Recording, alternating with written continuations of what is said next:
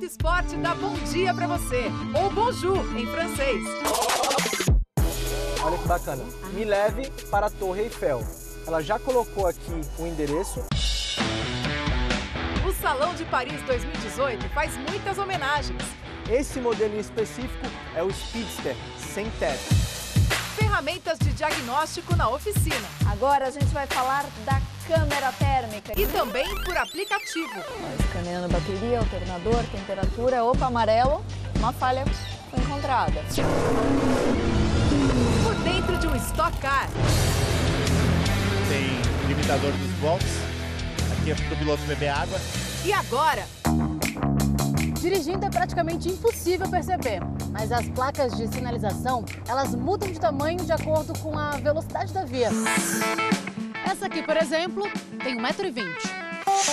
Essa aqui é bem menor, tem 60 centímetros. Quanto maior a velocidade, maior a informação. Elas precisam ser maiores para se adequar ao tempo de leitura do motorista. Quanto mais o ponteiro subir, maior a chance da sinalização passar batido. Olha só, o que está escrito nessa placa. À medida que a velocidade do veículo aumenta, a visão central do motorista vai reduzindo, vai diminuindo. Ele vai demorar mais tempo para conseguir ver a sinalização, né? Ou ele vai perder a sinalização. Se a velocidade é maior e o campo de visão central é menor, a sinalização tem que estar focada exatamente nesse campo central de visão dele. Prioritariamente, as placas elas estão posicionadas do lado direito, mas pela quantidade de faixas de rolamento e o volume de tráfego de caminhões especificamente, as placas são rebatidas para o canteiro central do lado esquerdo, justamente para que o motorista, se estiver encoberto por um veículo maior, ele consiga ter a percepção da informação dos dois lados.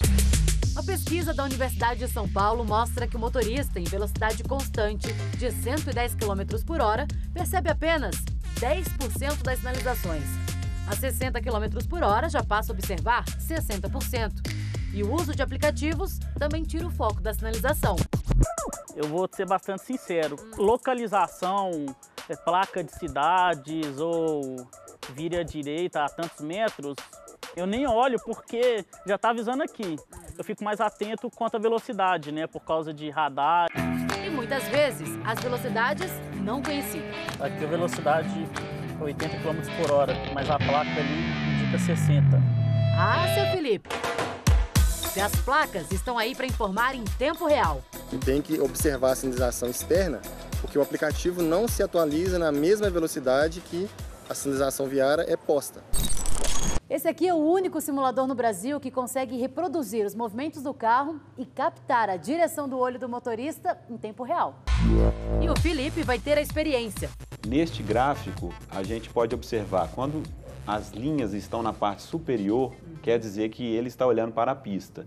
Quando a linha está na parte inferior, por exemplo, neste gráfico aqui, você pode identificar que ele está olhando para dentro do carro. Aqui a gente pode analisar quanto tempo o motorista ele fica olhando para um celular, por exemplo. E o Felipe é um bom motorista com esse gráfico aí? A gente pode observar que ele ficou cerca de 4 segundos olhando para o celular. E isso, a uma velocidade de 50 km por hora, ele percorreu uma distância de aproximadamente 56 metros. Felipe, vai devagar aí que você já atravessou metade de um campo de futebol sem enxergar nada, viu?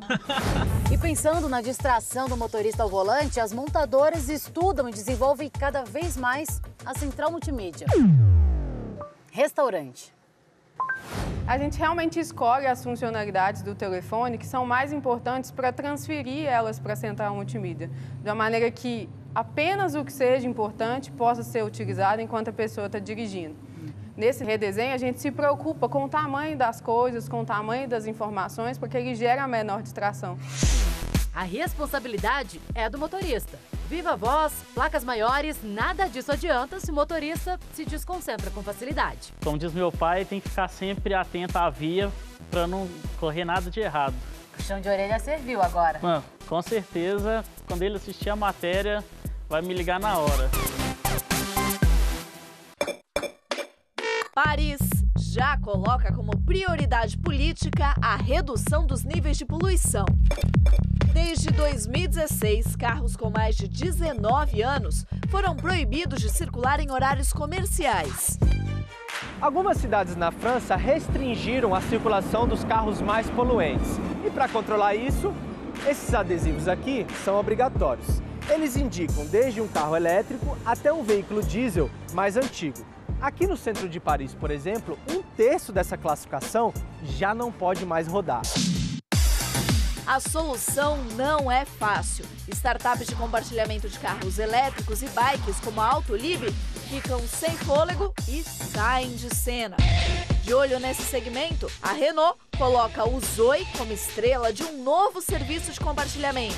E a Peugeot foca no intermodal. Fazer longas distâncias com a bicicleta convencional não é para qualquer um. Por isso, elas viraram elétricas. Assim, mais pessoas podem usar esse meio de transporte e ir cada vez mais longe. Por exemplo, essa aqui tem 70 km de autonomia. O problema é onde colocar a bateria. A solução foi incorporar aqui no quadro da bike. Olha que bacana. Aqui na Europa, o que a gente procura oferecer? Todas as opções possíveis, seja via tecnologia ou serviços de mobilidade. Você, por exemplo, pode alugar um carro, seja da montadora ou alugar o teu próprio carro. Se você quiser alugar no final de semana uma van para fazer a tua mudança e depois, numa outra cidade, um esportivo e continuar e alugar uma bicicleta para fazer um trecho urbano, você pode. Quem sabe até usar um carro robô, autônomo e elétrico. O Easy Pro leva até 6 passageiros. Quem compartilha o trajeto tem muito conforto. O embarque pode ser feito via aplicativo ou em pontos pré-determinados. Outro exercício sobre mobilidade em cidades conectadas é o Easy Pro. Essa caixa sobre roda é para fazer entregas. Um motorista cuida do que é mais frágil. O restante segue em comboio. Nesses carros seguidores, o próprio consumidor marca o local da entrega e retira o pacote através de aplicativo. Mas há soluções elétricas menos futuristas. Normalmente os carros elétricos possuem 4 motores, um para cada roda, e distribuem as forças de forma igual. É como se fosse uma tração integral, 50 na traseira e 50 na dianteira. Aqui eles pensaram diferente, para dar uma tocada mais esportiva. Mandaram 80% da tração aqui para a traseira. Tudo isso para deixar um carro elétrico mais divertido de guiar. Daqui a pouco, as novidades da Ferrari e o Porsche comemorativo dos 70 anos da marca. Veteranos da MotoGP, ex-pilotos que não largam o osso. Loris Capirossi tem um trabalho extremamente importante. Diagnósticos de problemas do carro via aplicativo e as modernas ferramentas da oficina. Ele é bem parecido com aqueles monitores de hospital, né? Que a gente está acostumado a ver.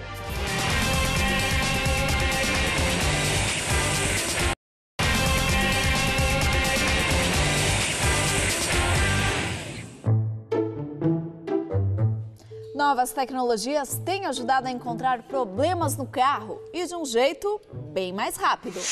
Fumaça para achar vazamento no motor, osciloscópio, câmera térmica e até um scanner para os motoristas. São várias as novas ferramentas. Dá mais segurança. Antigamente ficava uma semana, hoje ficam 2 dias. É muito mais rápido, né? De 1970 para 2020, olha só o tempo médio para um reparo. A projeção é feita em cima de novas tecnologias. A máquina de fumaça. Tá vazando óleo, mas por onde? O dono do carro não tem a menor ideia. Na garagem não deixa pingo nenhum de óleo. A máquina entra onde fica a vareta de óleo. Com a pressurização da fumaça no motor, vem o diagnóstico. Alguma dúvida de que está aqui o vazamento? Na tampa de válvulas do motor é que temos essa má vedação. E aí tem que fazer o quê? Remover toda a tampa, a troca da junta, aperto com o torque correto e caso solucionado. Eu nunca ia descobrir. Se você for no mecânico e perguntar sem esse diagnóstico que tem aqui, podia falar várias coisas, junta, cabeçote. Agora já com esse sistema, ele dá o orçamento de imediato. O equipamento requer um investimento de cerca de R$5.000. Mas é um investimento que vale a pena para o diagnóstico assertivo no veículo. O que tem aqui dentro dessa máquina de fumaça são componentes específicos que não prejudicam o motor. Exatamente, não agride nenhum óleo do motor. Agora a gente vai falar da câmera térmica. Pode identificar um mau contato na bateria. A questão é como achar ele rápido. Aquele ponto vermelho, ó, esfriou geral a bateria. E olha só o diagnóstico no sistema de freio. As bolinhas vermelhas são os pontos quentes. No disco dianteiro, bateu mais de 170 graus. É um superaquecimento. A causa pode ser o desgaste no traseiro, sobrecarregando o freio dianteiro. Pode provocar travamento nas rodas dianteiras, Tá. provocar um desgaste excessivo e, de repente, em situação crítica, até ferver, borbulhar o fluido de freio. O scanner é o mais conhecido, monitora a injeção eletrônica. Ele só diz como esse carro, defeito generalizado de ignição. Tá. Então a gente sabe que a gente tem um problema na ignição, mas não sabe onde. Aí entra em ação o osciloscópio. Ele é bem parecido com aqueles monitores de hospital, né? Que a gente está acostumado a ver. Um eletrocardiograma, por exemplo. Ele também vê sinais, identifica a saúde do carro. Exatamente. Então, vai medindo aparecer. a pressão do paciente aqui, a gente consegue observar aqui um sinal do funcionamento da bobina de ignição. Então, observe esse espaço aqui. Eu tenho o mesmo espaço na outra bobina, o mesmo na outra. Olha, observa agora o quarto cilindro. Uau, diferente. Todo distorcido. Tá. Então, essa falha esporádica que o cliente reclama que tem... É no tá quarto sendo- cilindro. É no quarto cilindro, torna o serviço mais barato para o cliente. Tá. Porque eu preciso trocar uma única peça ao invés de 4 peças. Sem a ferramenta, seria necessário rodar muito com o carro do Marcos até descobrir o problema. Então aprova a tecnologia? Com certeza. Junto com o mecânico. Com certeza. E para quem quer ficar bem informado, já é possível ter um diagnóstico via aplicativo. O equipamento pode diagnosticar até 10.000 falhas diferentes. Bacana, porque ali o painel ele não vai te dar 10.000 luzinhas para acender, né? Ele é muito mais específico, esse dispositivo. Exato, ele vai ser acionado no background do celular assim que o carro é ligado. Ou você Tá. pode proativamente ir lá e clicar no botão do scanner para escanear. A maioria dos carros tem uma entrada OBD2, que pode vir em vários cantos, mas geralmente aqui embaixo do painel. Elas servem para os mecânicos escanearem o carro lá na oficina e diagnosticarem o problema. Essa mesma entrada serve para a gente ter um scanner próprio agora. Imagina que legal? Ó, escaneando a bateria, alternador, temperatura. Opa, amarelo, uma falha foi encontrada. Ótimo. Exatamente na bateria. Como a luz é amarela, você tem que procurar em breve, mas não tem essa urgência de sair correndo para a oficina. Então você pode procurar com calma. Posso procurar com calma. O aplicativo tem também outros serviços. É gratuito, mas para ter o scanner é preciso investir neste dispositivo. É uma ajuda a mais. E lembre, nada substitui a opinião do especialista. Se ele estiver bem equipado, melhor ainda.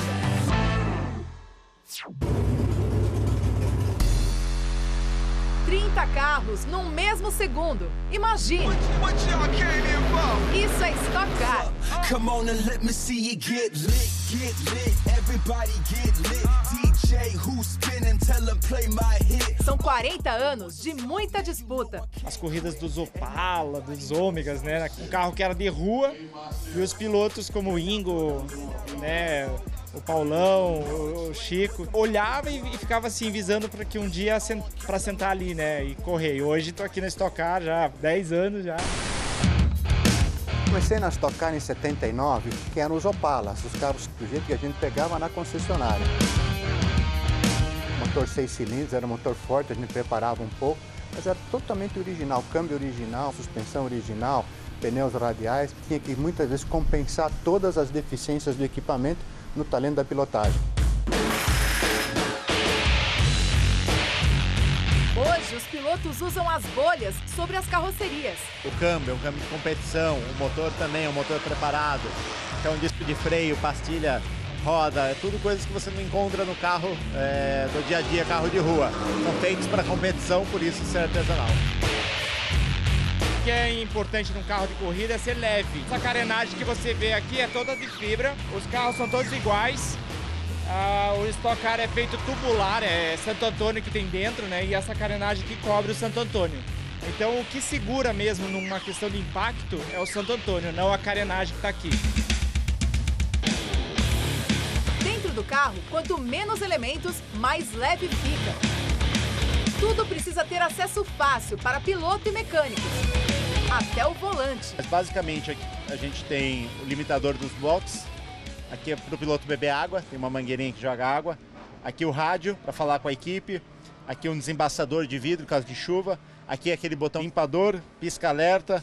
Aqui é a água do esguicho do limpador e aqui para colocar ré. E nesses dois botões eu tenho uma eletrônica. Eu consigo nesses números aqui saber o tempo de volta, temperatura de água, temperatura de óleo, giro do motor, que marcha que eu tô. São todas as informações que o piloto acaba tendo. Na parte de trás eu tenho subir marcha, descer marcha e aqui o botão de ultrapassagem que é redundante que o do painel. O botão de ultrapassagem é esse, em inglês, Push to Pass. Com um toque, o carro salta de 440 para 520 cavalos. Esse ganho é porque a borboleta abre 100% em vez de 65%, passando mais ar e mais combustível. Resultado, maior potência. Dura 15 segundos e o piloto tem limite de uso de acordo com o circuito. Faz diferença. Domingo que vem, etapa de Londrina no Autódromo Ayrton Senna. Daqui a pouco, Valentino Rossi e os planos para não largar o osso da MotoGP. Treinando junto, inclusive, também, o Valentino. E as homenagens parisenses. 70 anos depois, eles anunciam que irão produzir de novo esse carro.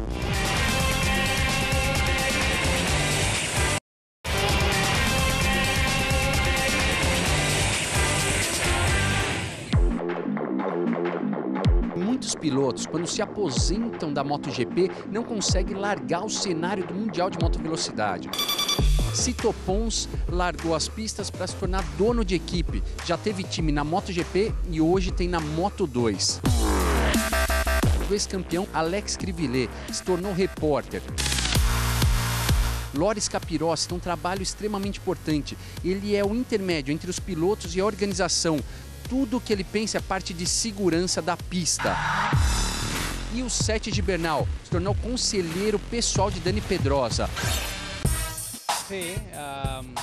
Sete diz que tem boa amizade com Dani, que o objetivo é trabalhar a atitude mental do piloto tanto dentro das pistas quanto fora, agora que vai se retirar da competição.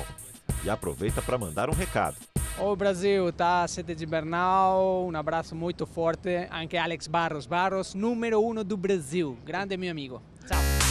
Por falar em Alexandre Barros, o brasileiro foi um dos integrantes da equipe de Cito Pons. Piloto entre 1980 e 1991 e depois dono de um time na MotoGP. Cito explica que gosta dessa vida, por isso criou o próprio time. Ele conta que deixou a categoria principal em 2005 e está satisfeito com a Moto2. Sonha em voltar à MotoGP, mas não é o momento certo. Com equipe na Moto2 e também na Moto3, Valentino Rossi deixa claro onde vai estar quando pendurar o macacão. O italiano é dono da VR46 e uma academia de onde saíram o ítalo-brasileiro Franco Morbidelli e recentemente Tom Kawakami. Tivemos 5 pilotos do mundo inteiro, que foram 2 brasileiros, mais 2 americanos e um tailandês. Treinamos juntos com todos os pilotos, desde a academia até no jantar que ele estava junto. Andamos lá em GR3, usando no último dia, treinando junto, inclusive, também, o Valentino, ajudando a como poder melhorar, como fazer. Quem ainda tira casquinhas sobre as motos é Casey Stoner, piloto de testes da Ducati. O australiano tem 2 títulos e nos testes do início do ano fez tempos para animar qualquer chefe de equipe. E os ex-pilotos encontram espaço para pensar na MotoGP do futuro. Colin Edwards é repórter na categoria e ainda é um dos cabeças do projeto de motos elétricas. E um dos primeiros a testar a moto foi outro veterano, Loris Capirossi. Loris explica que a sensação é boa, a moto acelera bem, mas como é um freio que regenera a bateria, ainda sente o motor um pouco preso. O piloto precisa aprender a controlar isso, mas garante que, sem dúvida, será uma categoria empolgante muito em breve. Ele parou em 2011 com 29 vitórias. Em 2016, o número 65 dele foi aposentado. Uma homenagem ao segundo piloto com mais largadas na MotoGP. Só perde para Valentino Rossi. Hoje é o diretor de prova. Hello to everyone in Brazil. Ciao. E quem está dando oi para o título do ano é o espanhol Marc Marques. As duas provas mais recentes foram com vitórias de arrepiar. Em Aragão, na Espanha, travou duelos sensacionais com Andrea Dovizioso.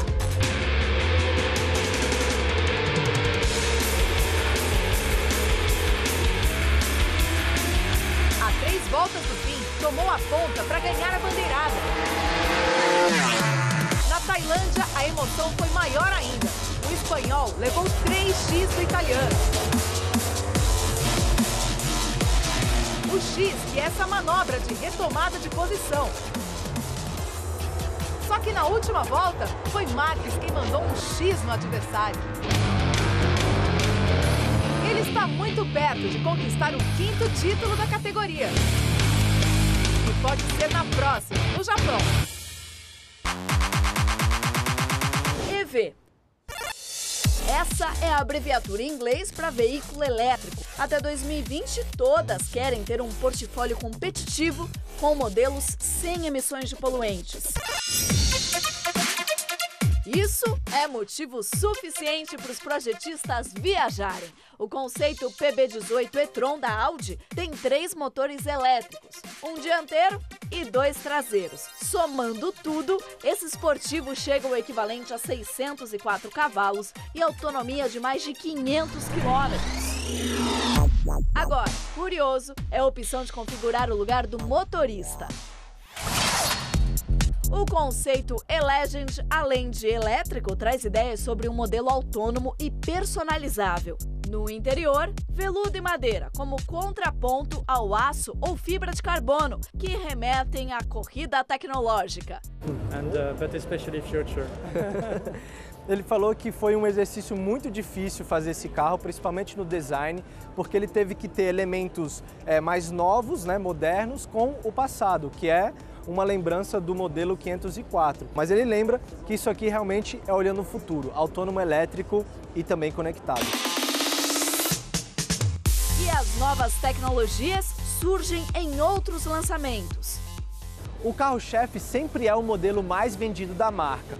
Isso quem escolhe é o consumidor. Esse aqui, por exemplo, traz um novo design que ainda nem chegou em modelos mais caros e foi escolhido para trazer uma nova tecnologia. Se liga. Olha que bacana. Eu pedi para ela falar assim: me leve para a Torre Eiffel.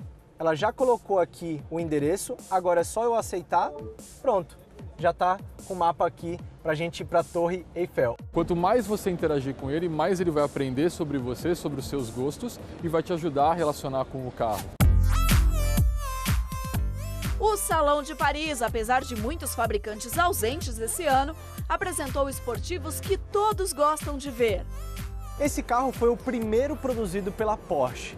O conceito aqui era um esportivo pequeno com um motor potente. Diferente do que acontecia na época, carros e motores eram muito grandes. Esse modelo em específico é o Speedster, sem teto. 70 anos depois, eles anunciam que irão produzir de novo esse carro. Olha que bacana essa mistura de linhas modernas com esse retrovisor bem retrô. Serão fabricadas 1.948 unidades desse 911 Speedster. Tudo para festejar os 70 anos da Porsche. Essa aqui é a visão do futuro dos carros que fizeram história na Fórmula 1, chamados de flechas de prata. As referências estão aqui: os frisos nas laterais, os pneus em parte expostos. O protótipo homenageia o W125. Em 1937, ele chegou aos 432 km por hora numa estrada alemã fechada para bater recordes.